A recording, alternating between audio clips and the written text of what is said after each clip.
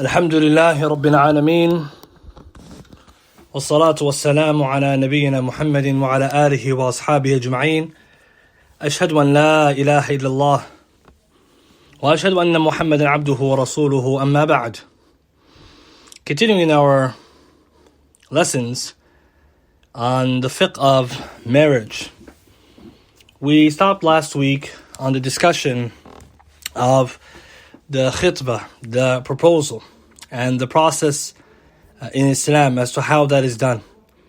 And so what we'll do, inshallah, we'll go from there, and we'll begin from where we left off.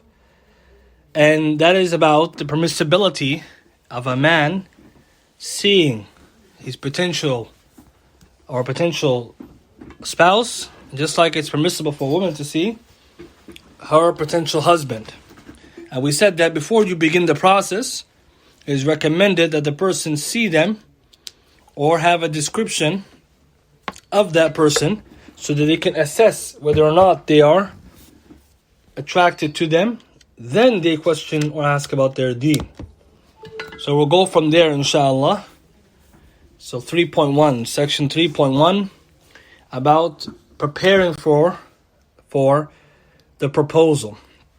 So once someone has someone in mind, a person has someone in mind, i.e. they were given that option, someone offered, or someone recommended someone, or they found someone themselves, the next step then is to begin preparing to go and visit, i.e. visit the family and get the wali involved. Because in Islam, it's not permissible for a man to marry a woman, a Muslim man to marry a Muslim woman, except with the permission of the wali, the guardian. And so if the person finds someone who they think is a good potential, then it's time for that man to get the contact of the wali and get him involved. Because it is not permissible for the man to marry the woman except with the permission of the wali. Allah subhanahu wa ta'ala says in Surah An-Nisa, verse number 25, wed them with the permission of their own folk, i.e. their guardians and or allies, or awliya. Allah subhanahu wa ta'ala is telling us here in the Quran to marry them, i.e. marry the women, with the permission of their families. And so here the wali is very important. And the Rasul sallallahu alayhi wa sallam in the authentic hadith, he said that any woman who gets married without the wali, then her nikah, her marriage is invalid. Her marriage is invalid. And so this is important, even though there is a juristic position, there is a position from Abu Hanifa rahimahullah and the scholars upon the Hanafi madhab and others who may hold the view that it's not a must, but the more correct opinion is clearly Nabi sallallahu alaihi wasallam. He said in Hadith Aisha radiyallahu ta'ala anha, ayyum imra'atin نكحت بغير إذن وليها فنكاحها باطل فنكاحها باطل. Any woman who gets married without the permission of her wali, then her nikah is invalid. Her nikah is invalid. And so she needs to get her wali involved. When we say wali, we're talking about the males, and her family specifically, and beginning with the father, and then from then on it branches out. It branches out from there. So the ulama, when they discuss the wali, essentially they're talking about the father, for he is the primary guardian. And then if there's no father, their scholars do mention then the next step, right? For example, who goes next?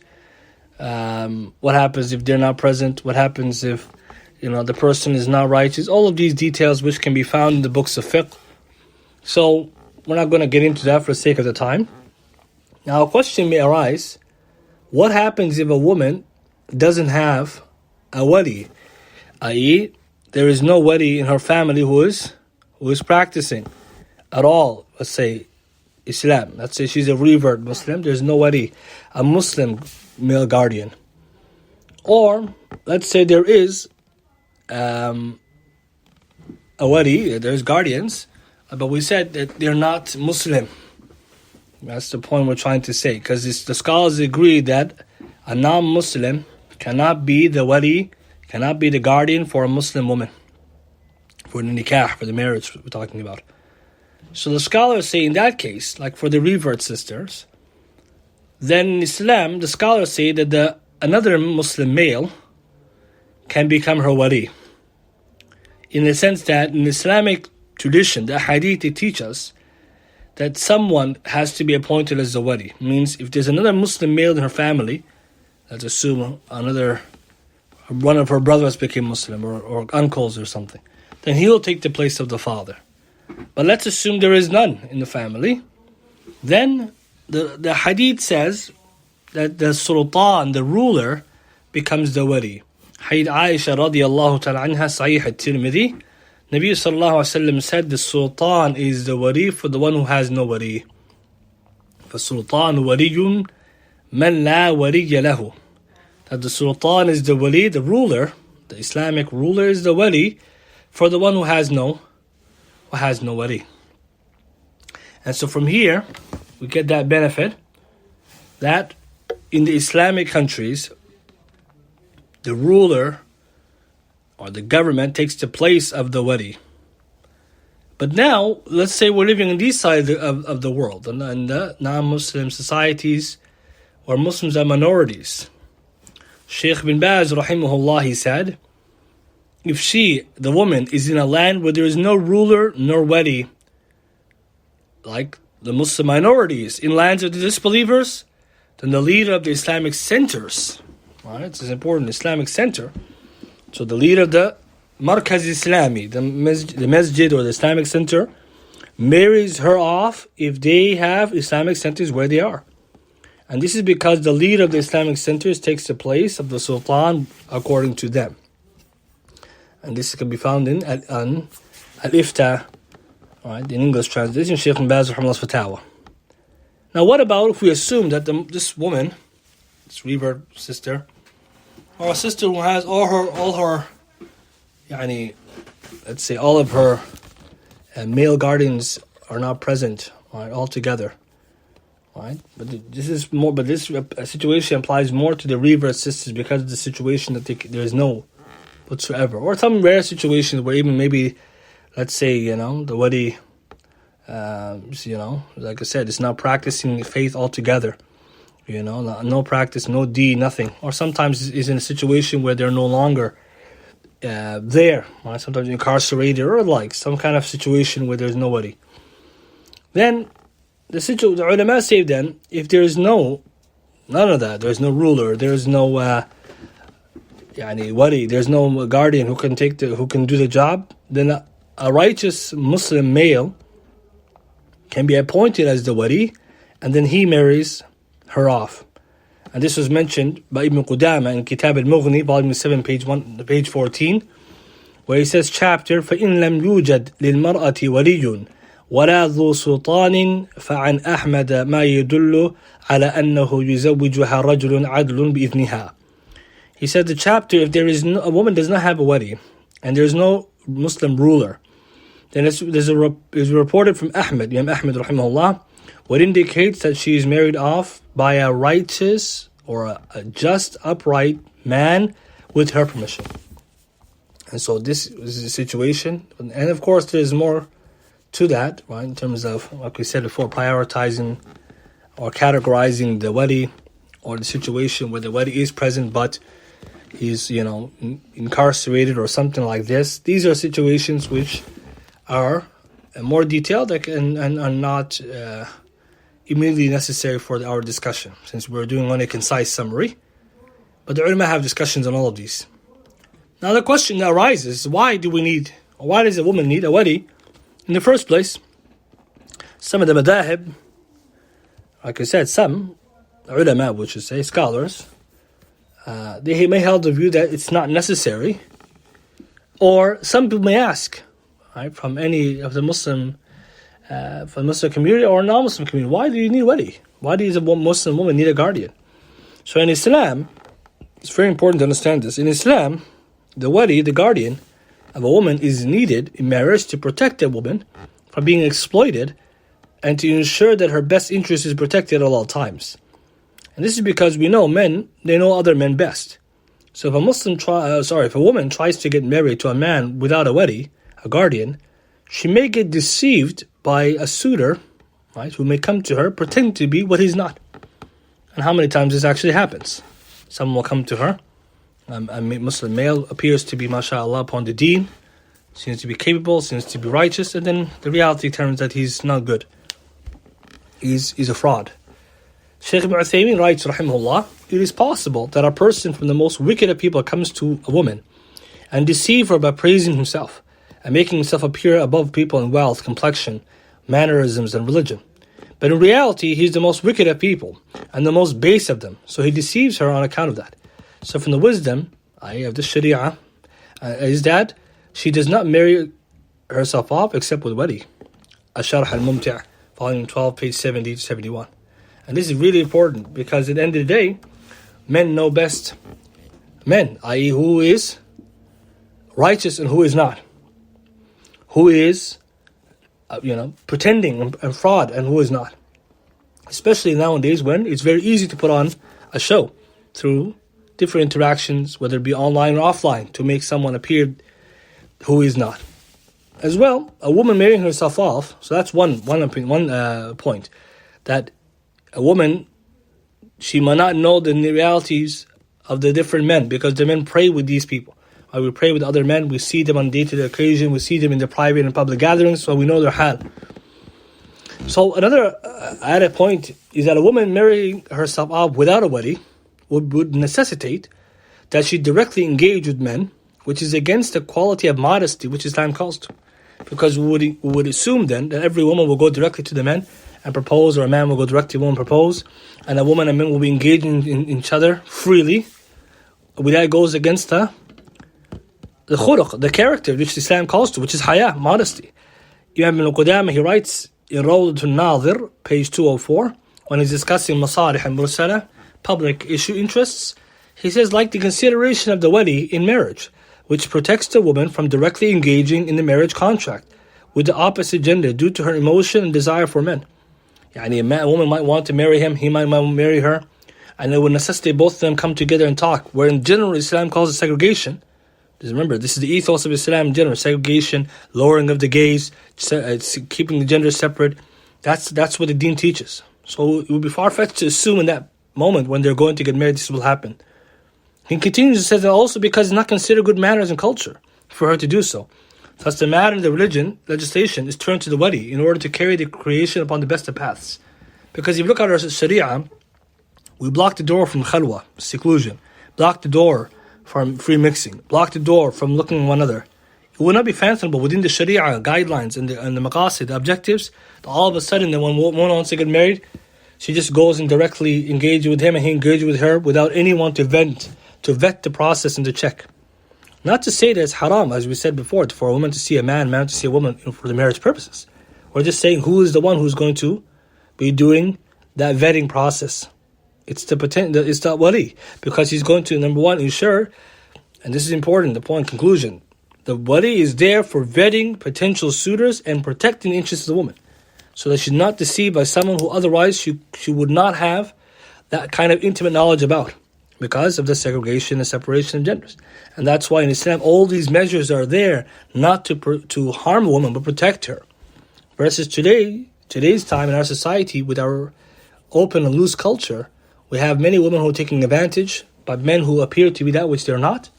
And at the same time, there is no liability or things in place to protect the interest of women from all types of fawahish, ma dhahara minha wa ma batan. And the best of evidences is the reality that we live in. Right? So this is important to understand the hikmah of this legislation, not try to sidestep it.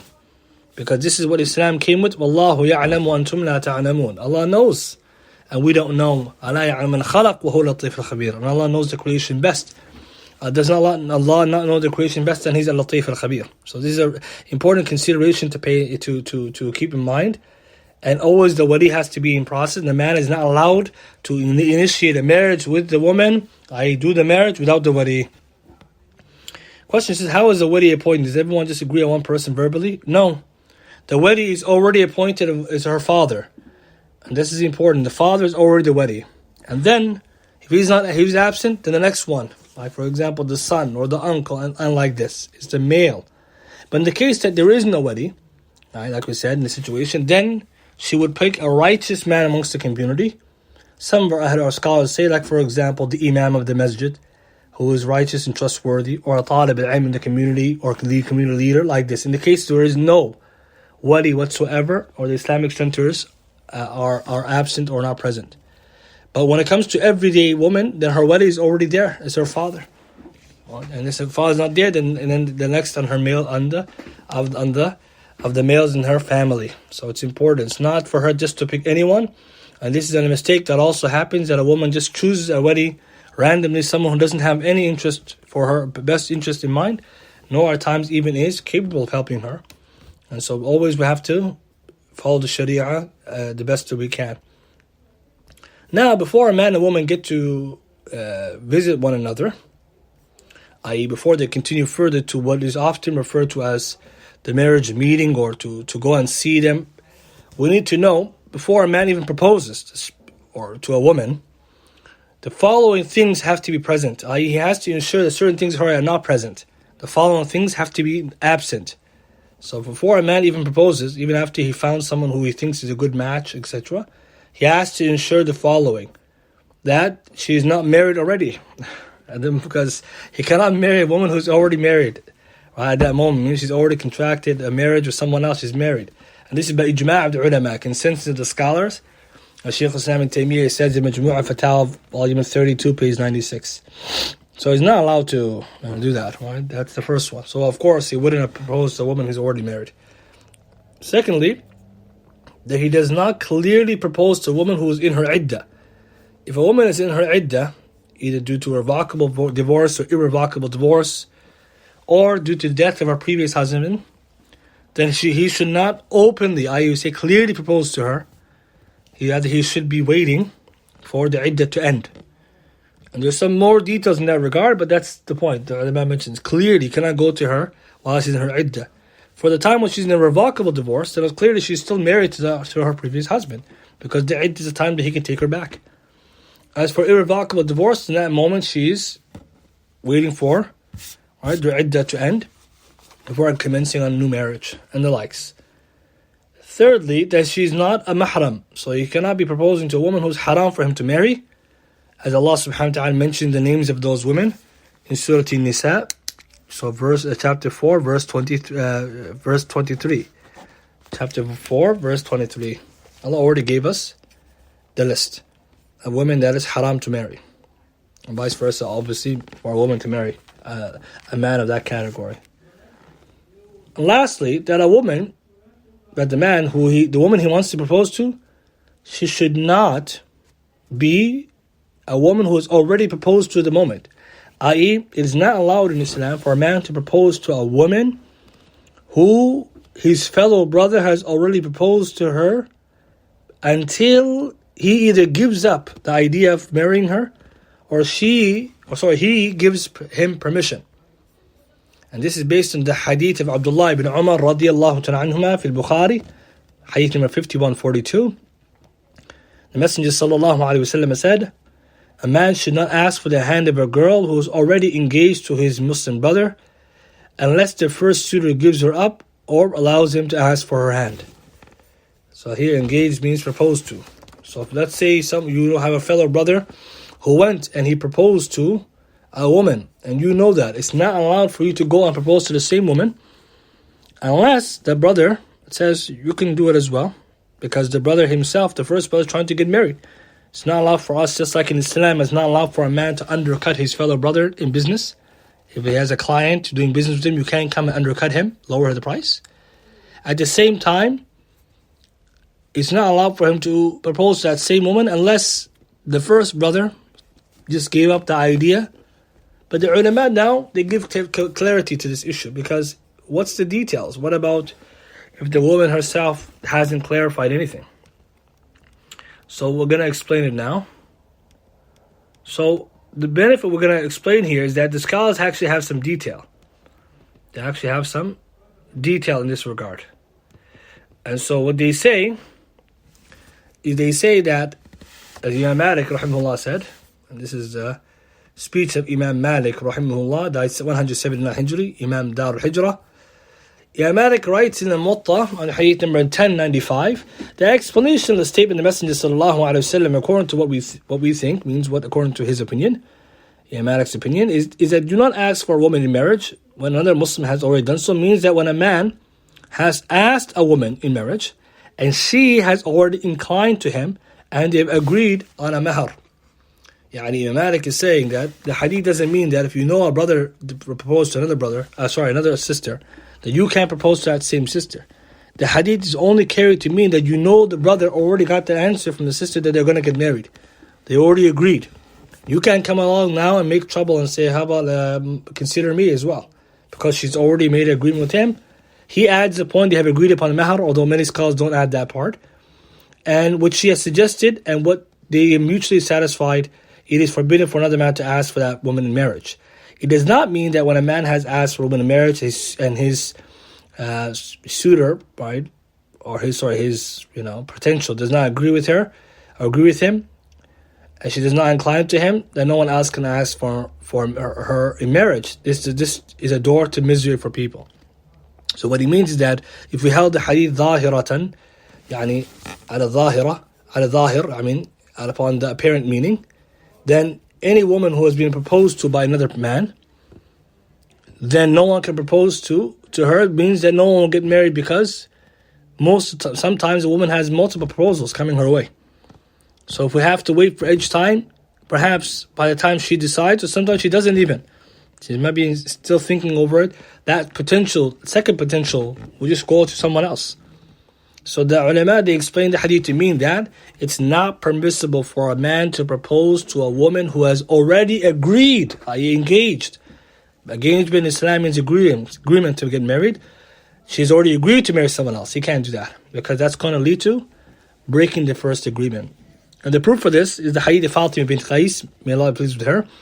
When she was ready to get married, Muawiyah radiallahu ta'ala anhu came to her to get married. And Abu Jahm radiallahu ta'ala anhu came to get married to her.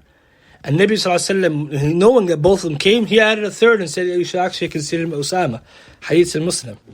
So if the hadith meant it just was taken in apparent meaning, then why did Rasul sallallahu alayhi wa sallam allow that? And why did he not only allow it, he actually added a name? So the scholars then, they said that you can categorize the situation the following way. Number one, if she was proposed to by a man and she rejected him, then of course it's permissible for another man to propose to her. The second is that if she accepted the suitor, so one man came, she accepted, it's not allowed for someone else to come. It's clear. The first one is that she rejected him. This is open doors. There's no problem for him to propose. But if she accepted the proposal of another man, it's not allowed for another man to come and try to come between them. The third category, as Ibn Qudamah mentions these in Al-Mughni, is what happens if she didn't give a yes or a no. It's maybe the case. Sometimes the sister either said it indirectly, she might have said something, or anything, or sometimes she didn't say anything because she's thinking about it. Here, his view was, Ibn Qudamah, that in this case it's still haram. She didn't make up her mind yet. But Hafiz ibn Hajar actually doesn't agree. In Fath al-Bari, volume 9, page 199, Ibn Hajar says, rahimahullah, if she does not reject him nor accept him, then it's permissible. Still permissible. She's like, there's no yes or no. Because of the hadith of Fatima bint Qais.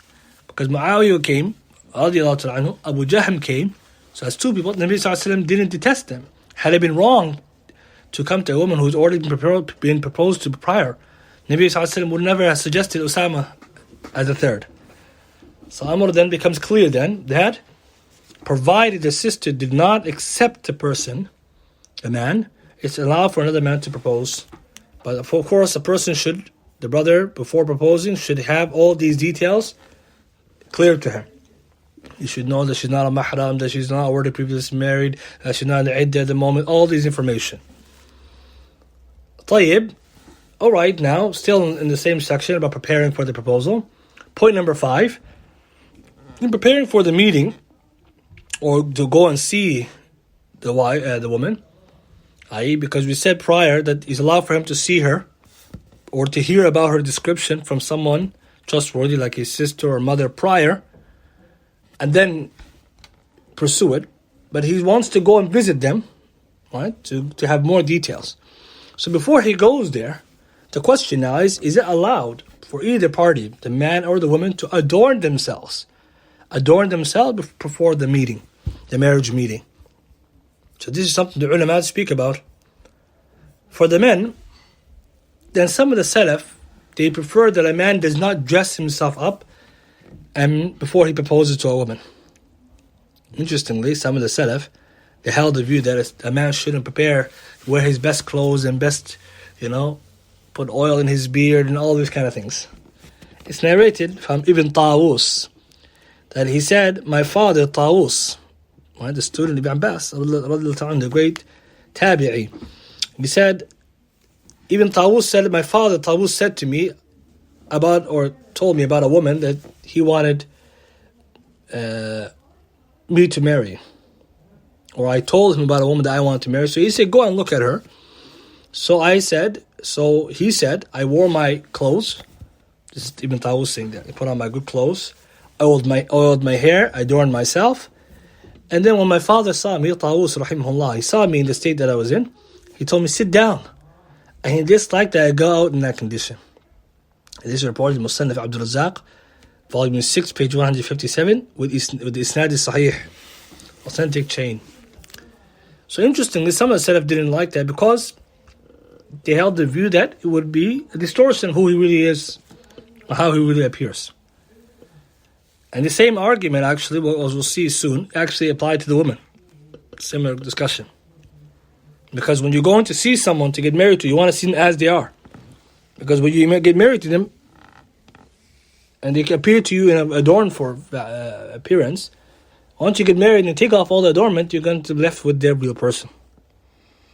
You see? So here, some of the Salaf, this is one. However, other scholars say that there is no prohibition for a man to adorn himself because he's going to propose to a woman, number one, so that she can look at him. And so he wants her to see the best version of him. And number two, he's also trying to get her to marry him. So he's trying to convince her. So it wouldn't be helpful if he came in a very rough appearance. Imam Ibn Qattan al-Fasi, Ibn Qattan al-Fasi, died 628 Hijri. Ibn Qattan al-Fasi, he says that if a man proposes to a woman, is it allowed for him to intentfully display his merits and charms, which is not allowed for him to display to her had she not been proposed to, such as utilizing good clothing, using the miswak, kuhul, dyeing his hair or beard, or making walking in a good way or a strong way, or coming with a nice riding animal or the likes? Or is it just not allowed, except whatever is permissible in general for people to do when they go outside? He says this is a questionable matter. He says in mawdu', it's a position where there's nadar, there's some kind of questionable discussion, dispute. But what is apparent, he says, according to him, is that it's allowed for him, and there is no consensus, or a consensus for his prohibition has not materialized. This is found in Al-Mawsu'a Al-Fiqhiyya Al-Kuwaitiyya, volume 19, page 200. So interestingly, Ibn Qattan's view is that there's no prohibition because he's going there to get the woman to be inclined towards him. So, Wallahu A'lam, a person putting on decent clothing and combing their hair and appearing presentable, there is no prohibition. Some of the Salaf dislike that, perhaps carried to mean to be excessive. Obviously, if someone came in a form which is other than the way they look, did something to themselves to make them look very different than how they look, then obviously this is not allowed. But to appear presentable as they would, inshallah, this is permissible. As for women, then the scholars also differed. But the stronger view, it is allowed for her to adorn herself to a degree. And this is based on the clear hadith. So we have a hadith now.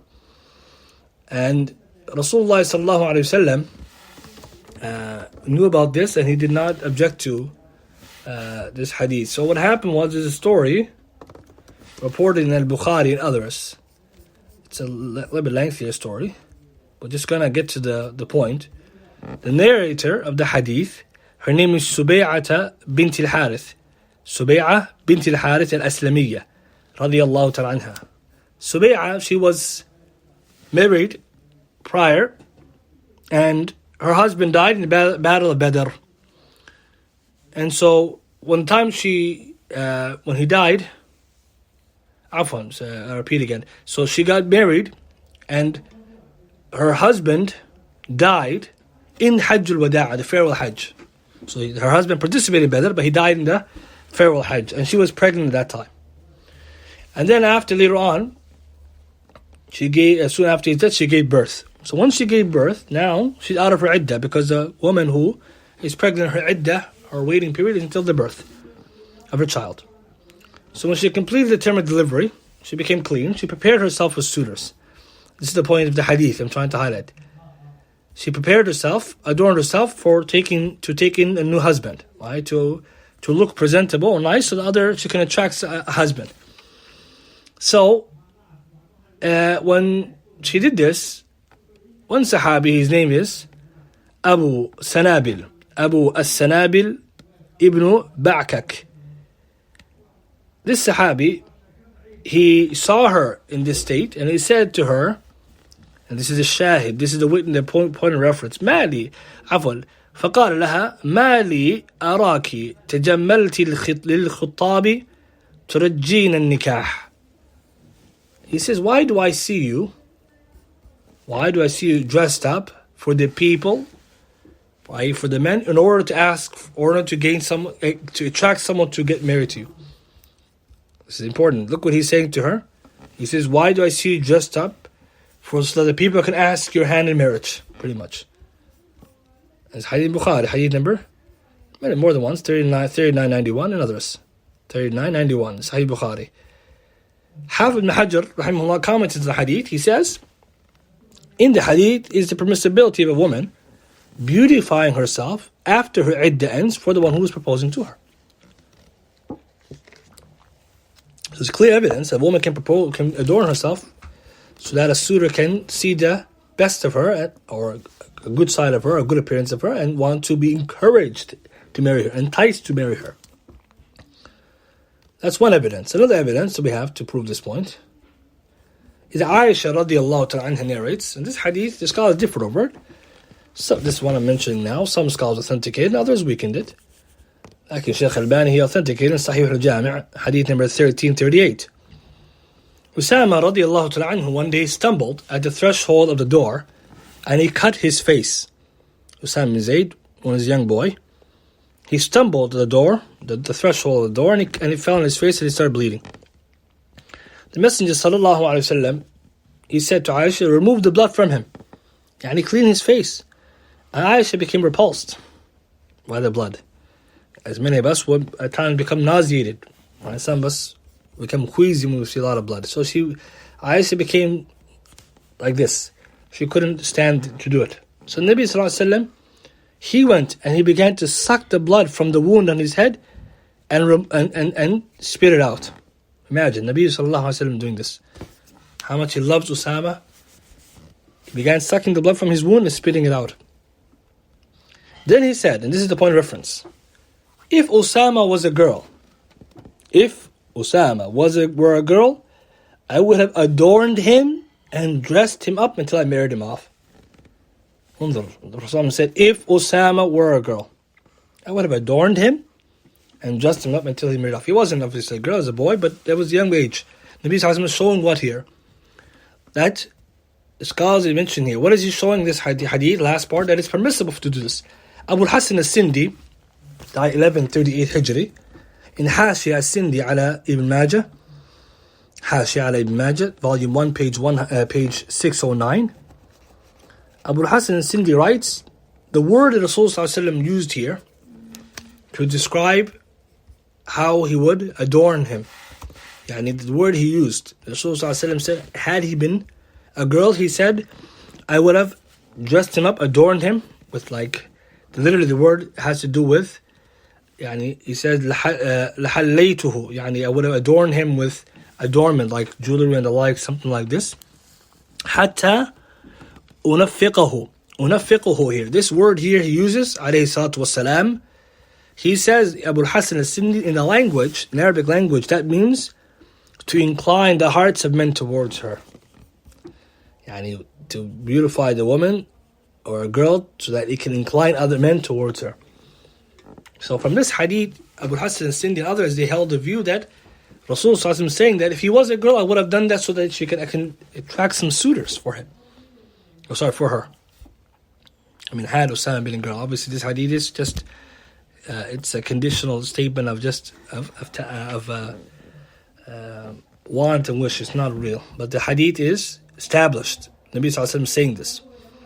Further, again, Ibn Qattan, as we cited earlier, he writes in his kitab Al-Nadhr fi Ahkam Al-Nadhr, page 397, Ibn Qattan again, a woman who is proposed to can beautify herself for suitors and adorn herself for those who want to pursue her for marriage, those who look at her with the right intention and whose internal state is sound. And we're talking about suitable, righteous people, not just attractive fusaq and wicked people. Rather, if it was said, this is important, he says, Ibn Qattan, rather if it was said that this is recommended, it will not be far-fetched. It's not ba'id, it's not far-fetched to say this is recommended. It is. Because he says now, again, using the principles that we've studied in the Qawa'id al-Fiqhiyya, and whatever is needed to complete an obligation or recommendation, it too becomes obligatory or recommended. Yani if adorning herself to a certain degree helps her to attract better or more suitors, then it's going to help her to do something recommended, which is to get married. Therefore, it's something recommended. And with that being said now, some of the scholars, I said, did not agree to this. And they said that, like Shaykh Ibn Uthaymeen, rahimahullah, in our times, that a woman should not adorn herself Allah, rather she should come as is. Yani her face should be, and her body, her hands, everything plain, as she is. Why? Because she's going to get married, and she doesn't want to deceive and mislead the suitor. Because if he sees her only in the most adorned form, especially if she uses makeup and the likes, then after he engages with her or gets married to her and he will see her without it, he will feel deceived because he did not get the chance to see her in her natural beauty. And so this was the Shaykh's view, rahimahullah. So perhaps, wallahu ta'ala a'la wa a'lam, the scholars who have these various views, what seems to be correct is if it's specifically makeup should be avoided. Because we know what it can do to alter the natural image of the woman. But carrying the hadith of Subay'a earlier mentioned, and the position of Ibn Qattan and other scholars, is that if she uses things like kuhul, right, or dyeing her fingers or her hands, or wearing some jewelry, that inshallah, which is not excessive, inshallah is permissible. But things like makeup which would change and alter the image, because you cannot, have a big difference between how she appears with full makeup or a lot of makeup versus how she is. It's better to avoid the makeup. And that's what Shaykh Uthaymeen mentions, and he's not the only one. Even Shaykh Al-Ban, rahimahullah, another of his fatwas, he mentions, discusses this point. And so, to keep it moderate or dormant, wallahu a'lam, it seems to be the safest and the more correct way. Same, so both men and women come moderately adorned, not excessive. And obviously this is important because it could obviously be the wrong footstep, the wrong steps, right? Because if you get the wrong impression in the beginning, it could lead to loss of expectation. While saying this, it's a good point to mention now. As for a man seeing, or a woman sending a potential husband, pictures of herself, then this is haram in Islam, haram. And it's not allowed. And all the scholars, they mention this, and they warn severely from this practice of sharing the images of a woman to a man, or a man to a woman. It's not allowed for her exchanging the photos for a number of reasons. Number one, the textual evidence against the impermissibility of taking images of things which have souls. Number two, it is not an accurate picture of the woman or man. As you see today in our social media, photoshopped world we live in, nothing is real. And so therefore, if someone sees an image online of someone who's went through a lot of filters and photoshopped and face-tuned and whatever else people do nowadays, this is what makes the biggest of corruption. Because the person is marrying an image, not a reality. And this is both ways. And thirdly, sending images between the two can lead to what? Can lead to a potential suitor having an image of the woman, or the woman have pictures of the man, and if they don't get married, they still keep the picture. And how many people it happened that their image is floating around? Wallahu ta'ala a'lam. Who has it?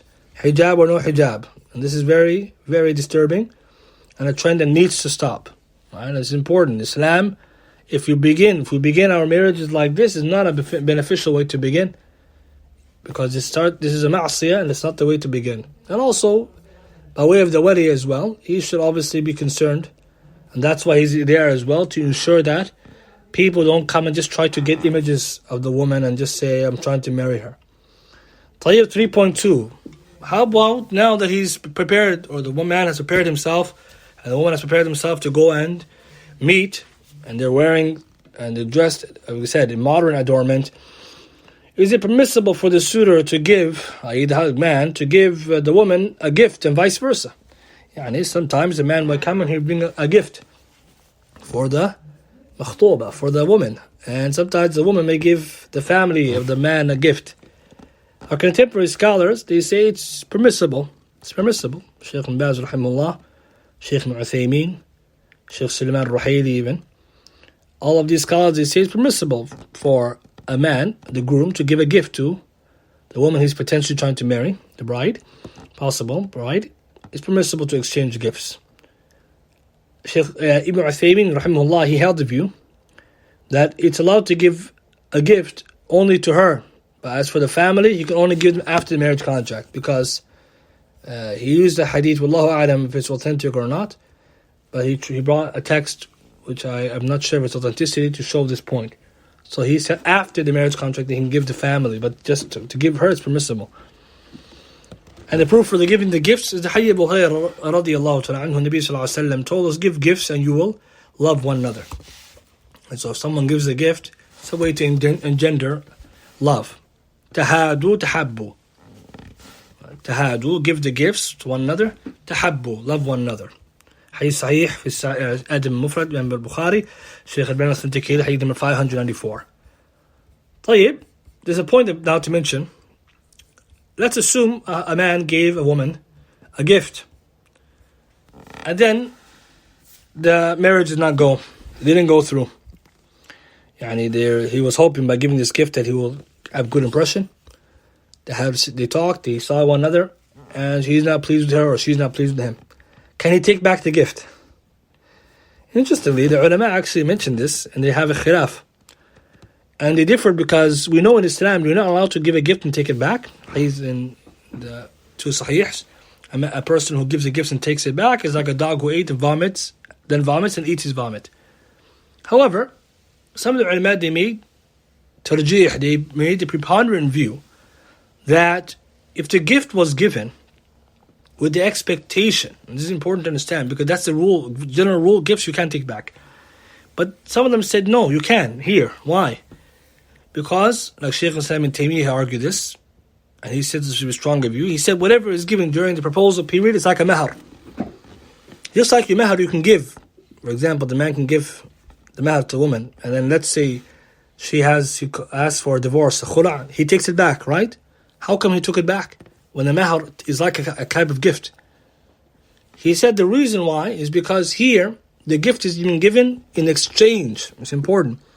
In exchange for a promise or expected return, which is that he's giving a gift now to have a good impression so she can agree to marry him. So it's been muqabil, in exchange for that marriage, agreement to the marriage. So if the marriage went down, i.e. failed, the proposal, then he can take back what he gave for that reason. It's not just a gift given and just take it, I don't want it. It means if he wanted to take it back, he can, because it's coming from that angle. Just like the mahar, the same thing. He gave in exchange for certain rights. But when the rights are dropped, then the gift is taken. That's what he held. Rahimahullah, Shaykh Islam Taymiyyah said this is the most strong view, as well as Imam Mardawi and Kitab al-Insaf, volume 8, page 296, and Majmu' Fatawa, Al-Fatawa Ibn Taymiyyah, volume 1, page 32. And so, interestingly, if a person did want to take it back, he can. Again, other scholars said no. And some said, what if you give a gift and it was eaten or it was used up? But then the man came with some sweets and then the woman ate it. So some they said you can take it back biqima, with the price. And of course, this is permissibility we're talking about. We're not talking about should he do that. Obviously, someone probably would not want to do that, so it doesn't look cheap, right? It doesn't look like somebody who, they put a lot. Of course, if it's expensive, it's different. A very expensive gift. If it's something small, then inshallah, it has to be that, like if it's taken. But this is the point I mentioned this point because sometimes gifts are given which are expensive. And then things go sour, and then what do you do then with those gifts? Well, 3.3, objectives for the marriage meeting. Now, what's the point of the meeting? Inshallah, we'll mention a few more points before finishing. So 3.3, objectives of the marriage meeting. What's the point of the meeting? The ulama, when you look at what they mentioned, discussed, we can see that there's a number of reasons. Number one, and first and foremost, and the most important, is for them to see one another in detail. And when we say detail, I'm going to mention next slide what that means, or next notes. So they can see one another. Because even if they saw one another before, this time they can make tadqiq. They can see with detail, or they can speak and they can find those points they're looking for. i.e. agreement, or happy contentment with the character, or and etc. Number two, to find out more about her religion and character. So he's going to ask certain questions. And this is important. This is the time to ask the questions that need to be asked from both parties. So the man and the woman are going to see one another, but also to exchange, to speak one another in the presence of the mahram. Key point, the presence of the mahram. Thirdly, to find out if they have any kind of compatibility. For example, agreements on different things in life, purpose in life. Purpose in life for all Muslims to worship Allah, but like other things, what they want to do in life, what they want to live, or what they want to hope to achieve, etc.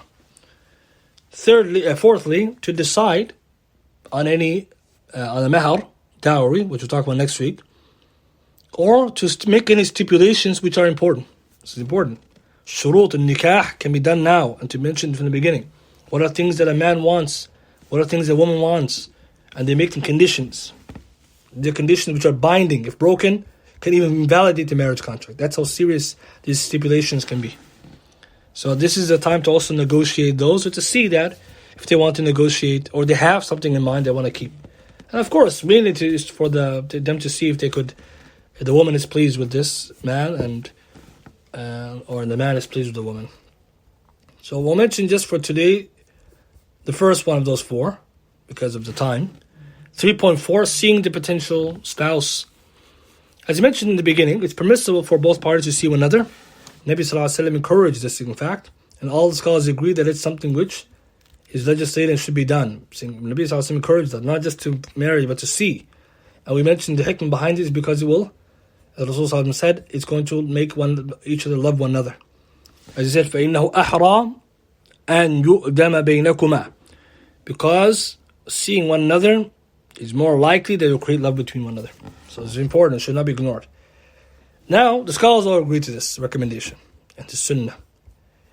The problem now is, or the problem, the difference opinion came, how much can he see of her? And how much can she see of him? They come, the husband, or the groom, the suitor comes to the door. How much is he going to see of the woman? How much is the woman going to see of him? And we're talking this is in the house, usually this happens. When they meet the first time, even though it's not stipulated it has to be in the house, but obviously should be in a place where the mahram is, and a place where it's suitable. That's why you find the setup, they will do this usually just if things happen in the house, but it's not limited to that. It could be whatever they agree, provided it's a halal place to meeting. So the question now is, and this is important, that they're not meeting alone. Awalan, no khalwa, no seclusion, and has to be the wali, i.e. a mahram. So if the wali is not there, the father himself, he sends us the brother. It's not allowed for them to meet publicly or privately by themselves. No. And this is a big mistake that happens. They're gonna do a marriage meeting some random place together. Nabi Sallallahu Alaihi Wasallam, what did he tell us about these kind of things?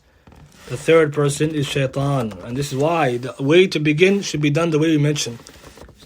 فَانْكِحُوهُنَّ بِإِذْنِ أَهْلِهِنَّ. Marry them off with the permission of their families. So it's not allowed to say, but then some people say, well, they know about it. No, we know about it is not enough. They have to be there to protect, because the husband and the man is there, the wali, to protect any foul play and bad speech and haram from happening. لا يخلون رجل بامرأة إِلَّا وَمَعَهَا ذُو mahram. A man should not be in seclusion, woman, except with her mahram. Nabi Sallallahu Alaihi Wasallam also said, إِلَّا كَانَ ثَالِثُهُمَا shaitan, except the third of them is shaitan. So this is from the get-go. So now the scholars mention what can be seen. The scholars are in two groups. The ulama have the khilaf, and they fall into two opinions. And even some mention a third. But two major ones. First group of scholars say only the face and hands. That's it. Face and hands, nothing else. And this is the view of the Malikiyya. So Malikiyya is found in Dardir, he mentions. In Sharh al-Kabir, volume 2, page 215. The Shafi'iyya, as Imam Nawawi mentions, Rawl al-Talibin, volume 7, page 20.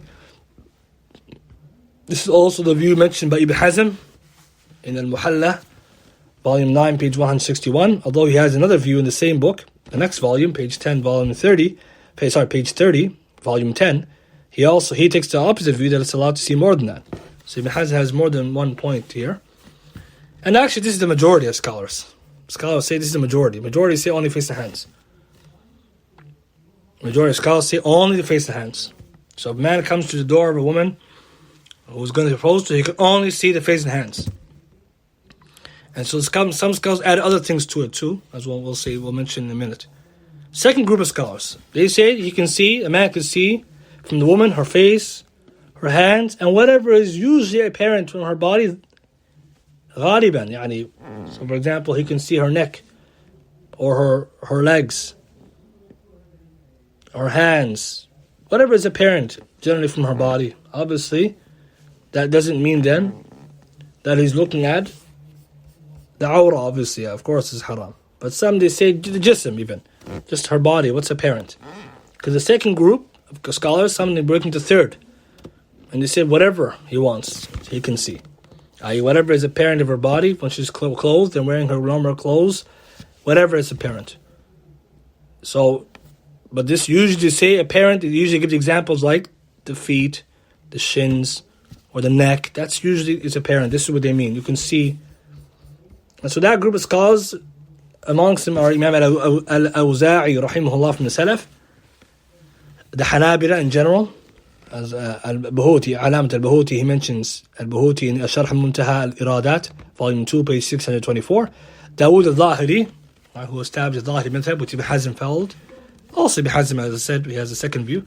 And Shaykh Ibn Uthaymeen in Sharh al-Mumti', volume 12, page 21, and others. Some scholars, like Ibn Hajar mentioned in Fath al-Bari, some of them, not Ibn Hajar, other scholars, they mention that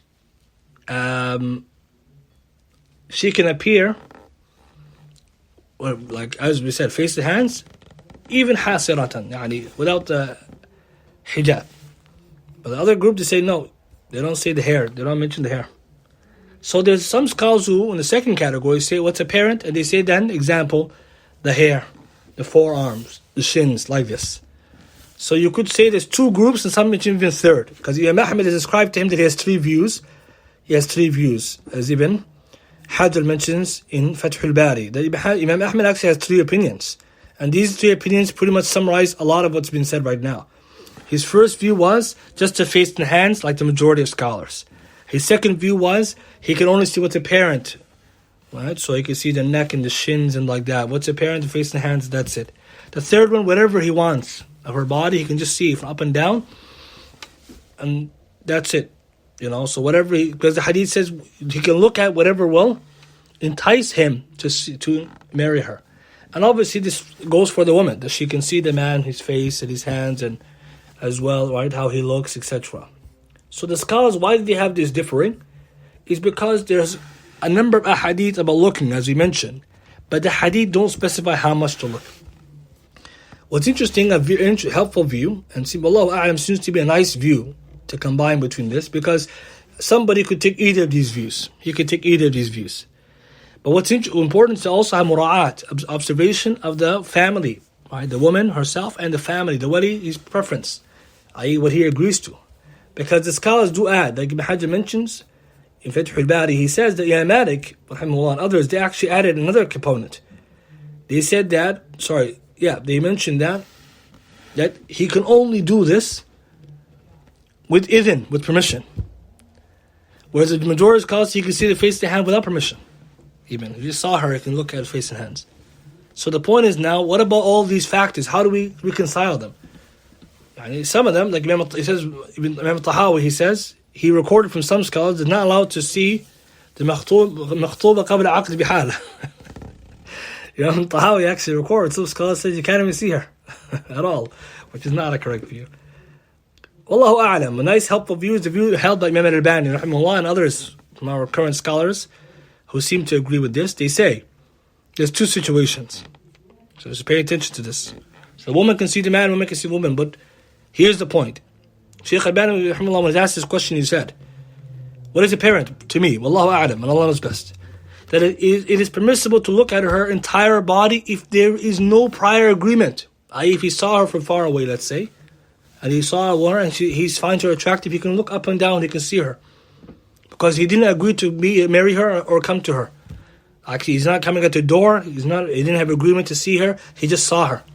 And the same for a woman, she saw a man from far, she likes the way he looks, she can look at him up and down. And what's the proof for this? We're going to mention.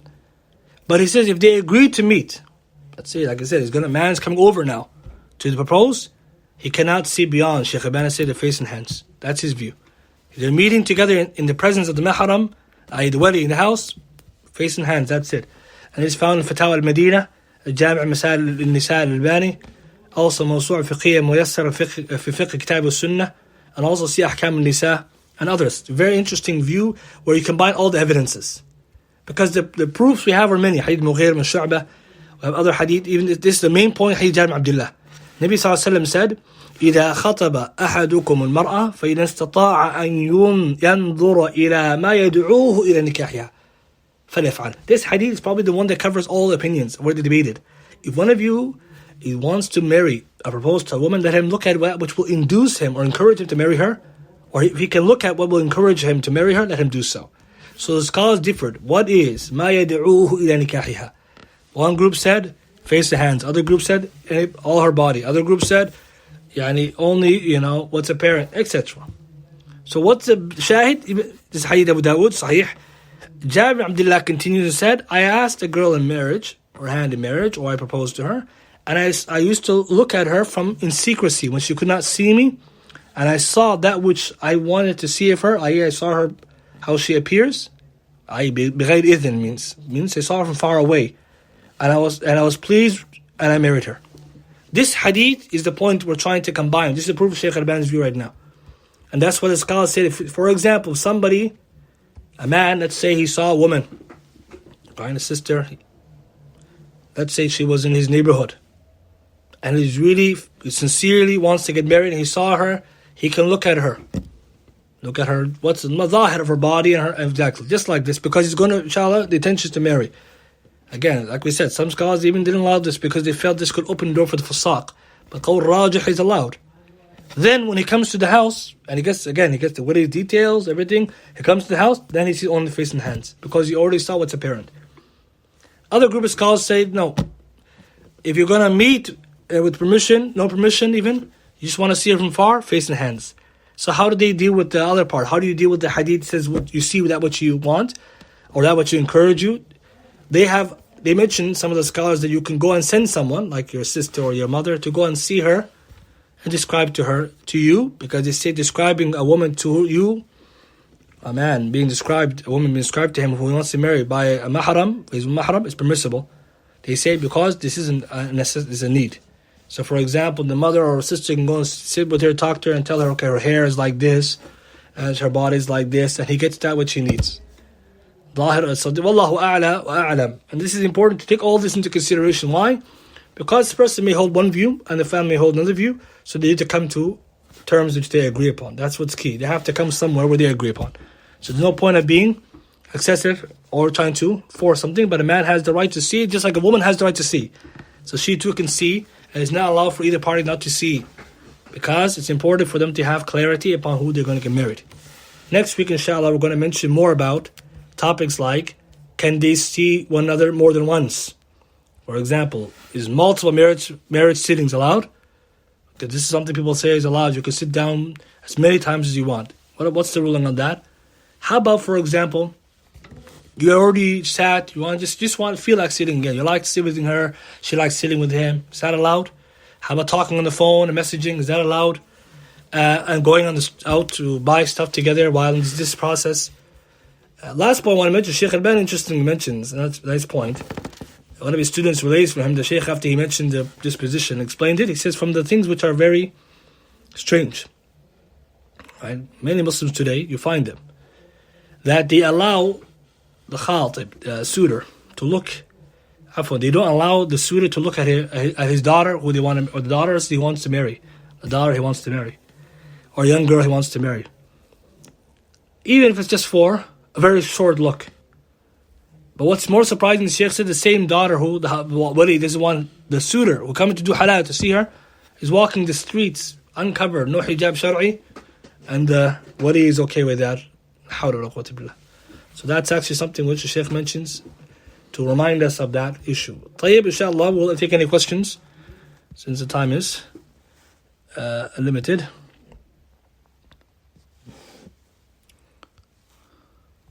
Question says, the prohibition to change photos to have been taken prior to knowing it's haram to take photos, is it still permissible for the other reasons? So if someone has a picture taken prior, before they knew it was haram, they delete it. Therefore there's no picture.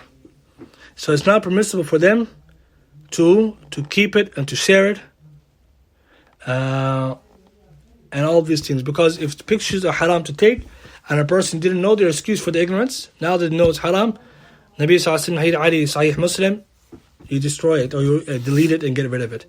So exchanging these photos which are before is not allowed still. Same considerations. Why? Because if it's online, let's say someone posted a picture of you, or you posted before you knew it was right, then you exchange it still. There's no difference. The person now will have this access and they will use it or share it with others. So it still comes to the prohibitions. And at the same time, a person should actively try to delete them if they can, for Allah's sake, so that no one can have that. طيب, anyone else have any questions?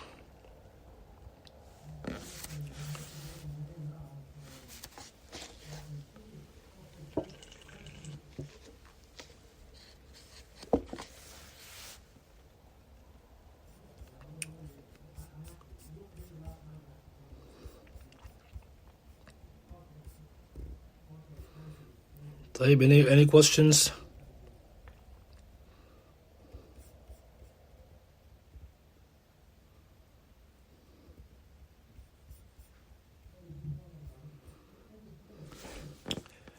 طيب, inshallah. So next week we will go from this point on about the actual proposal, explaining the next steps to some of the questions I raised at the end, bi'idhnillahi ta'ala. And from there we'll go on to things like conditions, the mahar, and also the next steps after that. For example, how is the proposal accepted or rejected according to the sunnah? What to do once somebody has received a proposal, before they make a decision, etc. And so all of these points, we'll take them as we continue. I believe it's about salah time now. And if there's no more questions, we'll end with this much.